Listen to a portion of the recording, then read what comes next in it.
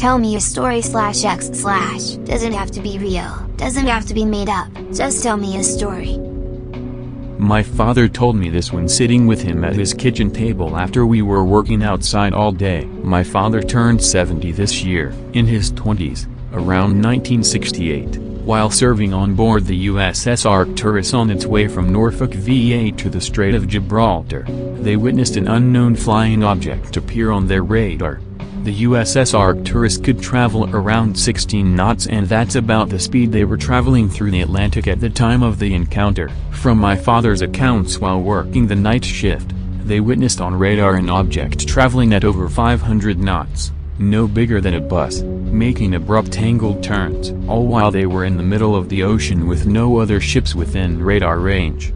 The Arcturus radar had a ceiling of about 500 feet, so the object was flying very close to the water. My father then told me that the object they were tracking for almost an hour slowed down, matched their speed, about 16 knots, and traveled 300 feet off their starboard for around 5 miles, then disappeared. No sound, no visual confirmation. All of this was documented in the ship's log. It was required.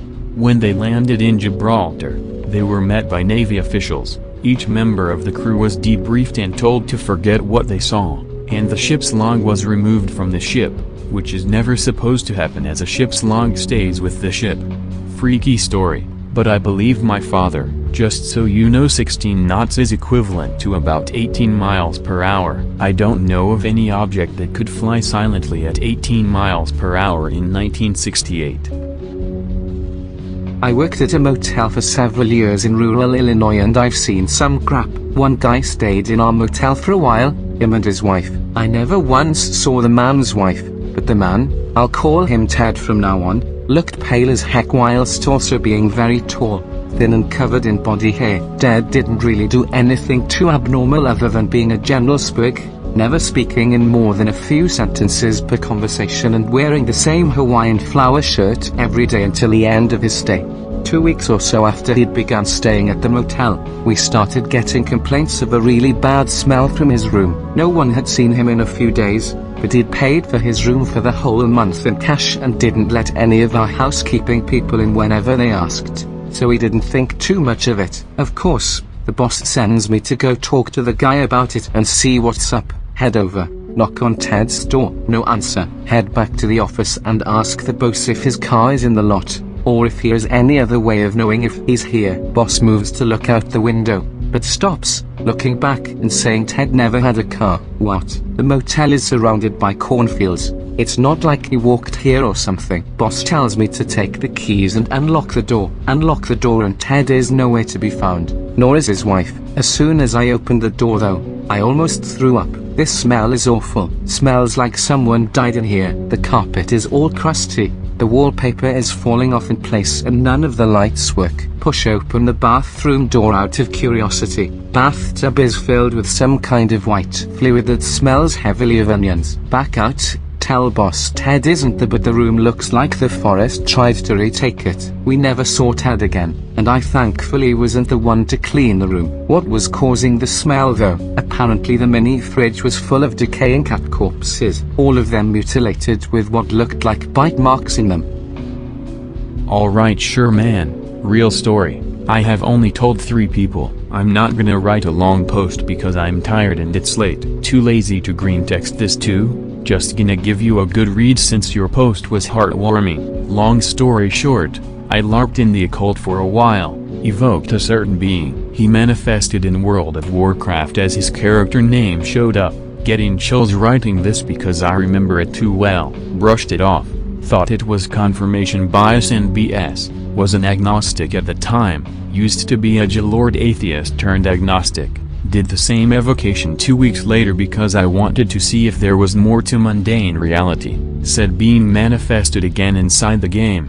His character name showed up, demonic transmog, on a demonic mount, etc etc. Alright, spooky, what gives? 1 minute later, get a random message from someone. Opens with X, funny, right? Looking back at it now, I suppose it was a cross. Told me about a war between good and evil, Jesus Christ, God being real, wanted me to read the Bible.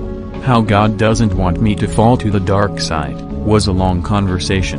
I took screenshots of it, but I have no plans of sharing it because it takes work to blur all the names, and I'm somewhat well known in the PvP community, though I'm not a streamer. Why is this random person messaging me about a war, good and evil, Jesus Christ and God being real, and how God doesn't want me to fall to the dark side literally a minute after some demonic evocation? Words fail to explain. I've had a few other experiences that were nothing more than synchronicities, but still perception changing, I suppose. I'll stick around on this thread for a little bit before I go to bed. Ask away anyone. The beauty of it is, no one has to believe me, but this in fact happened, and has changed me. I believe you, man. I just don't think it's paranormal, but that doesn't mean it can't be eye-opening.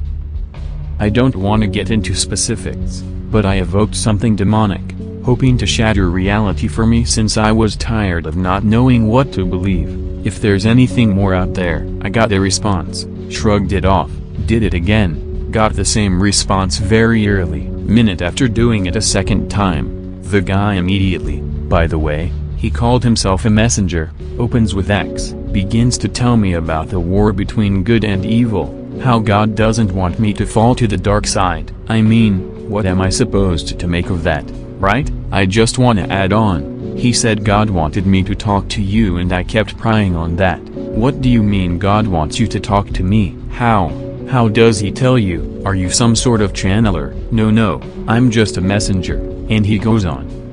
Well, man, I don't know then. It certainly sounds like an act of God. Probably best if you stay away from demonic rituals in the future.